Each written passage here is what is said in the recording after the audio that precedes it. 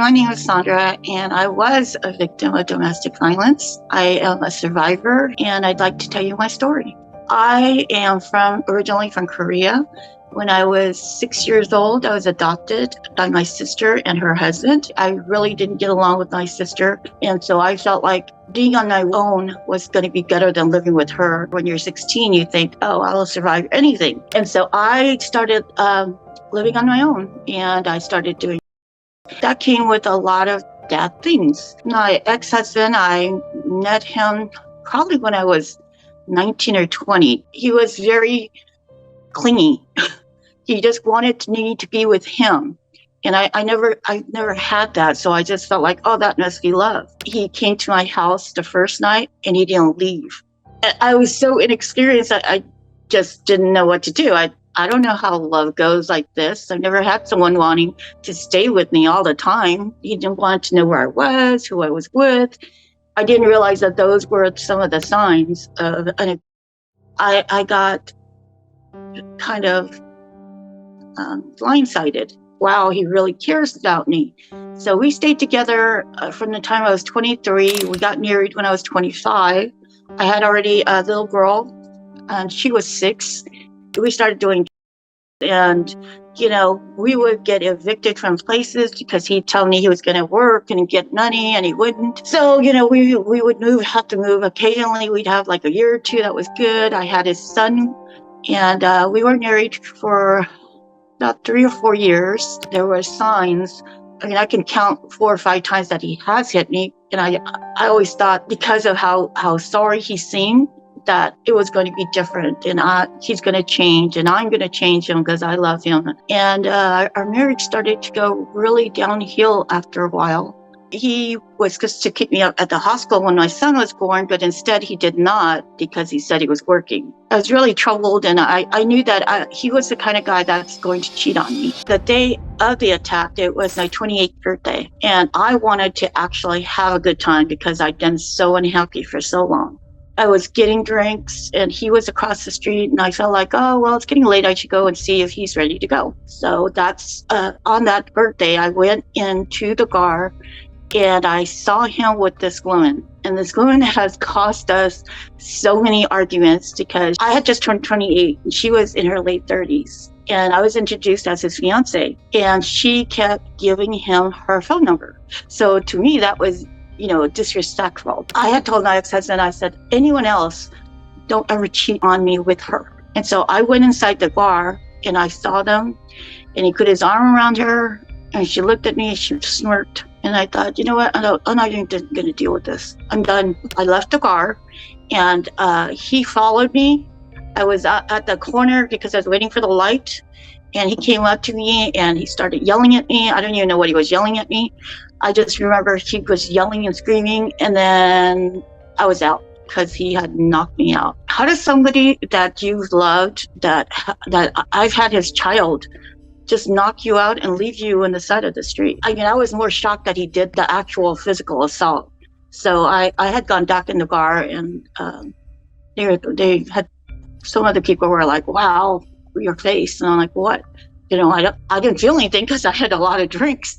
They were the ones that were like, oh my gosh, Saundra. And so I stayed there till it's closed, and I got a cab and I went home, and I lied down, I think, for 3 or 4 hours because it was really late. And then he was in the kitchen when I woke up, and I went and I looked at myself, and I had black eyes.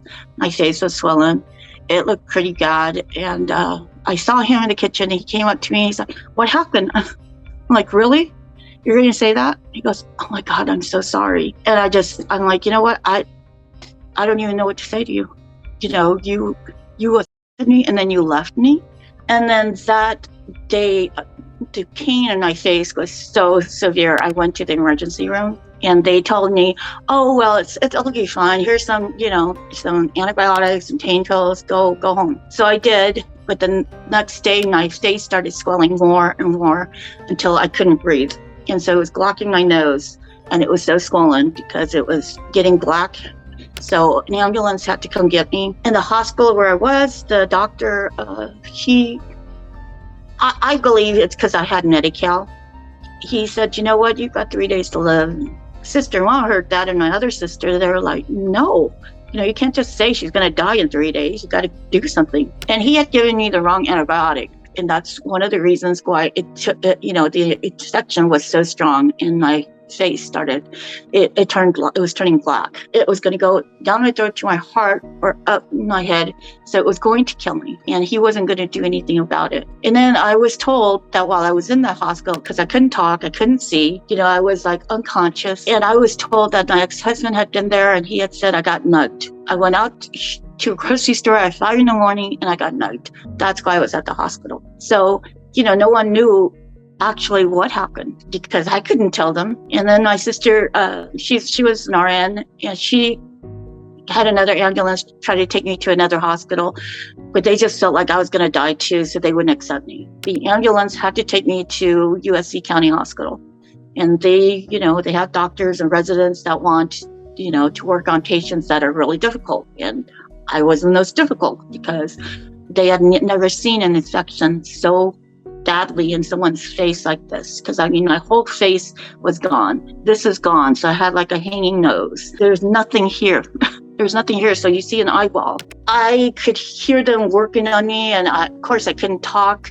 They put me into surgery right away. And they just started cutting everything. Cutting, the infection out, cutting everything, because that's the only way to stop the infection. And I was probably at the hospital maybe 5 or 6 months. It was a long time. And the first month was the hardest because they had covered my eyes. They had my mouth. I couldn't talk. It was very difficult. I didn't know where my children were because he took my 2 children. And I guess he had another girlfriend. And I had pleaded, asked my sister to call. I had written it down like, please, find my children. That's all I wanted. I needed to know where my children were. During that time, he finally gave the children to my real mother, who just came from Korea like 5 or 6 years ago. And so she decided to help me and take care of them while I was in the hospital. The first time my kids came to see me, my oldest daughter, she is so resilient. And I was not a great mother to her because, I had her at 19. I had no examples of a really good mom. I was kind of practicing and I wasn't really good at it. She knew me before this, so she was just crying because she didn't know what happened to my face. And then my little boy, he was like 2 or 3, and he just refused to talk and he wouldn't come near me. He would scream and yell for 6 months. He wouldn't come near me. He recognized my voice, but he didn't recognize me, and I was pretty scary looking, so he wouldn't come near me. And I think that broke my heart. I remember that as one of the traumatic things, more so than, seeing myself for the first time. Then when I first saw myself for the first time, I wanted to commit suicide. I just did not want to live. I'm 28 years old. I've got 2 kids. I have no face.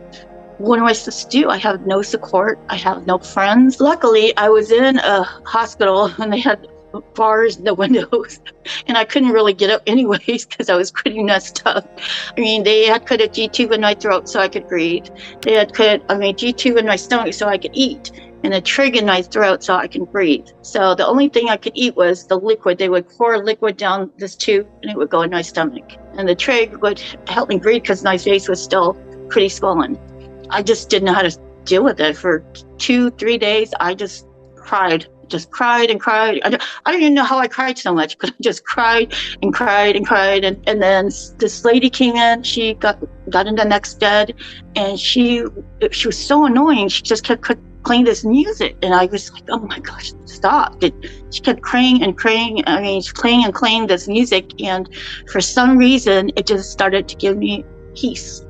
And I had to really fight to want to live again. And that was a really difficult thing for me to do. Nobody told me that if this happens, you can do this, or if this happens, I'll be there to talk to you.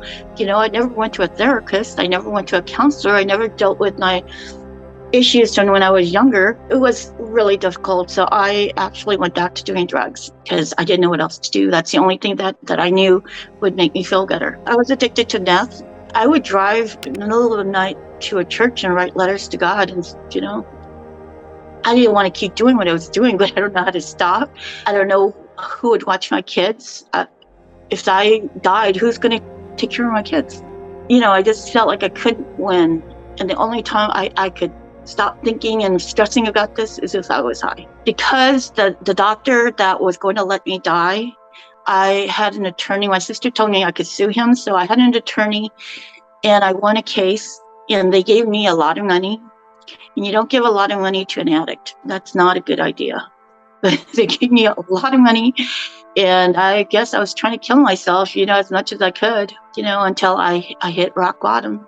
My ex-husband, he didn't come to visit me or see me or call me. I tried to get my family to find my children, to find him so that I knew where my children were. Because if he can do this to me, what can he do? Will he even care about my kids? I don't know. So I was, pretty concerned for them. Afterwards, just lying in that bed, I did grieve. You can't turn your feelings on and off. I love this man. He was my husband. Maybe I deserved this for some reason. After I left the hospital, I was wearing a surgical mask and sunglasses and a scarf to hide myself. When people would say, oh, what happened? It's embarrassing to say I was a victim of domestic violence. 28 years ago, people just really didn't talk about things like that. I didn't know how to handle it. I didn't have any place to go when I was released. So I went straight to my real mother's house. And my real mother and I hadn't lived with her since I was 6 years old. When I left Korea, she never wrote me. She never called me. I never heard from her again. She was living in a one-bedroom apartment with my 2 kids, and she let me stay with her. So I lived with her for about a year. I was out of the hospital probably 3 or 4 months, and I already started thinking of going and getting stuff.